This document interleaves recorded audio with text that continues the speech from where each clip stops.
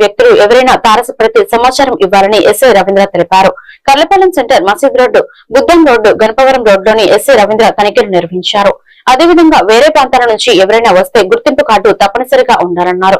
ఈ సందర్భంగా ఎస్ఐ రవీంద్ర మాట్లాడుతూ గంజాయి రహిత జిల్లాగా బాపట్లను మార్చడంలో అందరూ సహకరించారని, గంజాయి మారకద్రవ్యాలు మత్తు పదార్థాలకు ప్రజలు దూరంగా ఉండాలని, అలా కాక చట్ట వ్యతిరేక కార్యకలాపాలకు పాల్పడితే చట్టపరమైన చర్యలు తీసుకుంటామని తెలిపారు.